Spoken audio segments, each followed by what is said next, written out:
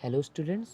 सो देखिए, आज हम करने जा रहे हैं द 4 पिलर्स ऑफ एजुकेशन 1996। ठीक है, तो जो ये रिपोर्ट थी ये एजुकेशन फॉर 21st सेंचुरी के लिए थी। ठीक है, कि किसी भी स्टूडेंट में, ठीक है, कोई भी जो लर्न कर रहा है, ठीक है, तो उसके अंदर कौन कौन सी ऐसी स्किल्स होनी चाहिए, ठीक है, जो उसे 21st सेंचुरी के लिए एप्लीकेबल हो। ठीक है, जो जो उसे स्किल्स चाहिए होती हैं 21st सेंचुरी के लिए, ठीक है, जो उसे एक एक बेटर सिटीज़न बनाएंगी। ठीक है, तो उसके लिए उसमें क्या क्या क्वालिटीज़ होनी चाहिए। ठीक है, सो इस कमीशन ने अपनी रिपोर्ट दी थी। ठीक है, सो ये डेलर थे। ठीक है, सो ये जो रिपोर्ट थी ये डेलर ने दी थी। ठीक है, और यूनेस्को एजुकेशन कमीशन ने दी थी। कब? 1993 से 1996 के बीच में। ठीक है, इसको द ट्रेजन विद इन भी कहा गया। ठीक है, इसको एक नाम दिया गया, द ट्रेजर विद इन। ठीक है, सो ये जो मॉडल था, ठीक है, ये ऑर्गेनाइज करता है लाइफ लॉन्ग लर्निंग को। ठीक है, इनको और जो पूरी और लाइफ लॉन्ग लर्निंग है आपकी, ठीक है, उसको 4 पिलर्स पे इसने ऑर्गेनाइज किया। ठीक है, ये एक होलिस्टिक अप्रोच है। मीन्स इसमें बेसिक से लेकर, मीन्स प्राइमरी लेवल से लेकर यूनिवर्सिटी लेवल तक जो एजुकेशन है उसको इनकरेज किया गया।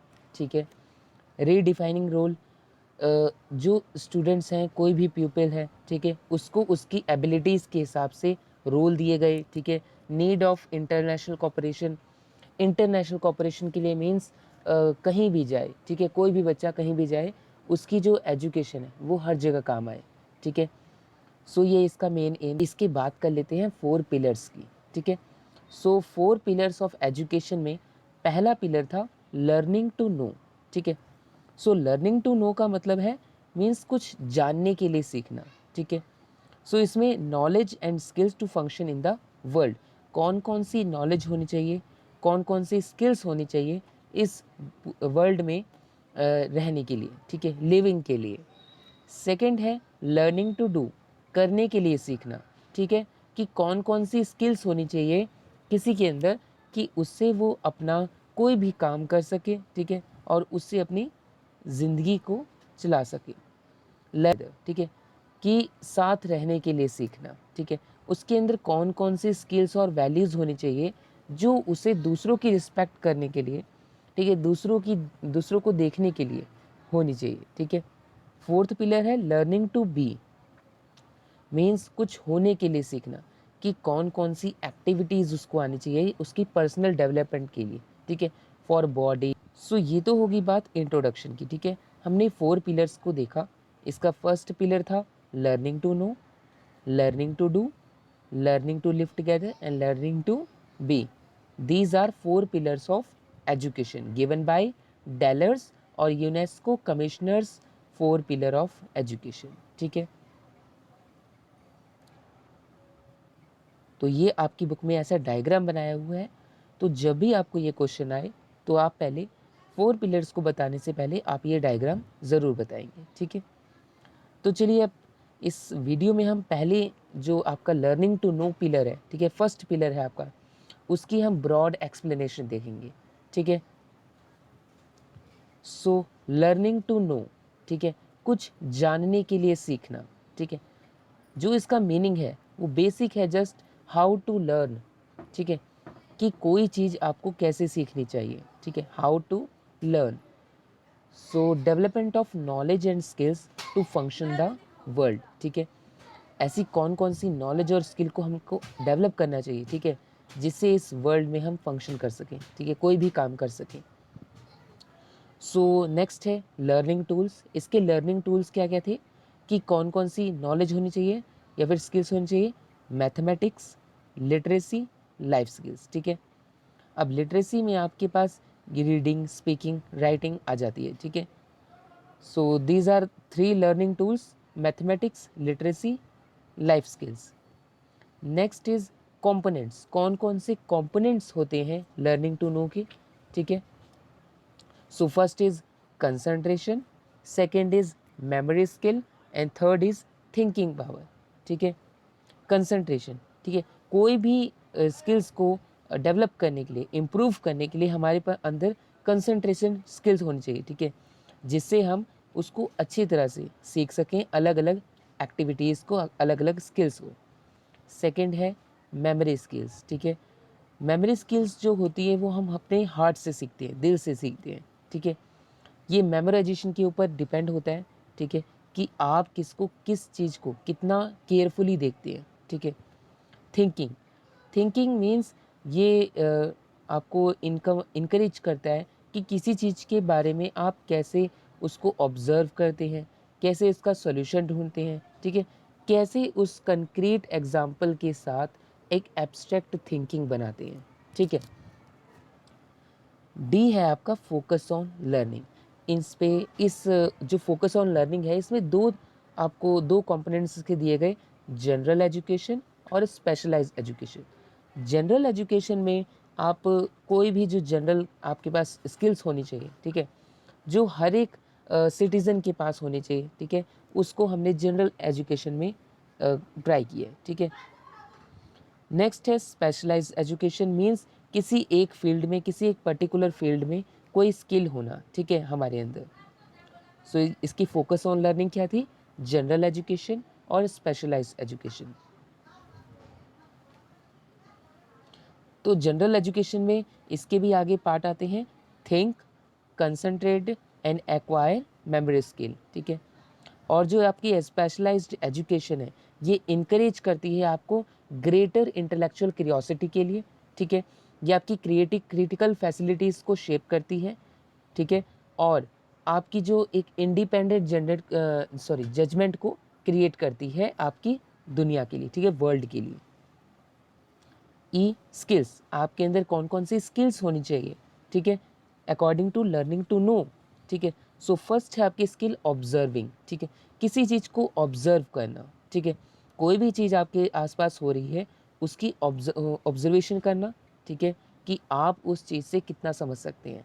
लिसनिंग, किसी चीज़ को अच्छी तरह से सुनना, ठीक है, लिसनिंग पावर, लिसनिंग एबिलिटी होनी चाहिए आपके अंदर अच्छे से, ठीक है। डाटा कलेक्ट करना, जो भी आपने चीज़ें ऑब्ज़र्व की हैं, ठीक है, उससे आपने कुछ डाटा कलेक्ट करना है, ठीक है, ये स्किल्स होनी चाहिए। सिलेक्शन ऑफ प्रोसेस, ठीक है, आपको कौन कौन से प्रोसेस का सिलेक्शन करना चाहिए किसी चीज़ को पूरा करने के लिए, किसी काम को पूरा करने के लिए, ठीक है। आस्किंग क्वेश्चंस, फिर जब आप उस चीज़ को हर तरीके से ऑब्ज़र्व, लिसन, उसमें डाटा कलेक्ट कर लें, सिलेक्शन ऑफ प्रोसेस कर लें, फिर आस्किंग क्वेश्चन पूछना, ठीक है। देखिए क्वेश्चन पूछने से आपके अंदर जो थिंकिंग एबिलिटी है वो जनरेट होती है, ठीक है, जो भी आप चीज़ कर रहे हैं उसमें आपका इंटरेस्ट आता है, ठीक है, इसलिए क्वेश्चन को पूछना बहुत ही इंपॉर्टेंट होता है। रीडिंग विद कॉम्प्रिहेंशन, किसी चीज़ को अच्छे से पढ़ना, ठीक है, मन लगा कर पढ़ना, ठीक है, हर वर्ड टू वर्ड पढ़ना, ठीक है, डिटेल में जाकर पढ़ना। टेकिंग नोट्स, फिर जो आपने चीज़ें सारी ऑब्ज़र्व की है, ठीक है, उसको अच्छे से पढ़ा है तो उसके नोट्स प्रिपेयर करना, ठीक है, अपनी लैंग्वेज में। सो दीज आर स्किल्स, ठीक है। अब आगे देखते हैं इसमें। सो देखिए जनरल एजुकेशन और स्पेशलाइज्ड एजुकेशन का डायग्राम है, ठीक है। एफ पार्ट है मेथड्स ऑफ टीचिंग। हम लर्निंग टू नो प्लेयर में कौन कौन सी मेथड ऑफ टीचिंग का यूज़ कर सकते हैं। इंडक्टिव डिडक्टिव मेथड, ठीक है, इंडक्टिव डिडक्टिव मेथड आपने अपने टीचिंग सब्जेक्ट में पढ़ा होगा, ठीक है, तो आपने इंडक्टिव डिडक्टिव मेथड अपने टीचिंग सब्जेक्ट में पढ़ा होगा, ठीक है। इंडक्टिव का मतलब है पर्टिकुलर से जनरल की तरफ जाना, ठीक है, और डिडक्टिव का मेथड मतलब है कि जनरल से पर्टिकुलर की तरफ आना, ठीक है। नेक्स्ट है प्रॉब्लम सॉल्विंग मेथड, ठीक है, किसी प्रॉब्लम को सॉल्व करने का जो मेथड है, प्रॉब्लम सॉल्विंग मेथड में हम क्या, किसी प्रॉब्लम को लेते हैं और उसको अच्छी तरह से ऑब्जर्व करके उसका सॉल्यूशन ढूंढते हैं, ठीक है। लेबोरेटरी मेथड है, ठीक है, किसी चीज़ को, किसी प्रॉब्लम को प्रैक्टिकल वे में सीखना। तो ये आपके 3 मेथड थे, ठीक है, inductive deductive method, problem solving method and laboratory method, ठीक है। सो नेक्स्ट है टीचर रोल। इस लर्निंग टू नो पिलर में टीचर का क्या रोल होता है, ठीक है। So teacher as a facilitator काम करता है, ठीक है, वो सारी चीज़ें प्रोवाइड करता है, ठीक है, जो स्टूडेंट को चाहिए होती हैं। ये एक कैटलिस्ट की तरह काम करता है, ठीक है। मीन्स जो भी बच्चे को नॉलेज चाहिए होता है, जो भी एक्सपीरियंस होता है, वो दिया जाता है टीचर के थ्रू, ठीक है। ऑब्जर्वर होता है, वो बच्चों को ऑब्जर्व करता है, ठीक है, वो काम कैसा कर रहे हैं। एंड नेक्स्ट इवेलुएटर, उनकी इवेलुएशन करता है कि उन्होंने काम कैसा किया, बच्चों ने काम कैसा किया, ठीक है। तो ये टीचर का रोल होता है as a facilitator, catalyst, observer, evaluator. अब इसके बेनिफिट्स क्या क्या हैं। प्रिपरेशन फॉर कल्चर, ठीक है, कल्चर के लिए प्रिपेयर करना। इट डेवलप्स वेरियस स्किल्स, इससे अलग अलग तरह की स्किल्स आती हैं, ठीक है। पर्सनैलिटी डेवलपमेंट, इससे पर्सनैलिटी डेवलपमेंट होती है, ठीक है, बच्चों की, उनकी जो स्किल्स है, ठीक है, सारी वो जनरेट होती है, ठीक है, जिससे उनकी जो पर्सनैलिटी है वो भी इंक्रीज़ होती है। नेक्स्ट इज़ बैलेंस, इससे बैलेंस बना रहता है, ठीक है, हमारी लाइफ से, ठीक है, और हमारी थियोरेटिकल नॉलेज से, ठीक है, प्रैक्टिकल नॉलेज में। As an important aspect of life, ये हमारी लाइफ का एक इम्पॉर्टेंट पार्ट है।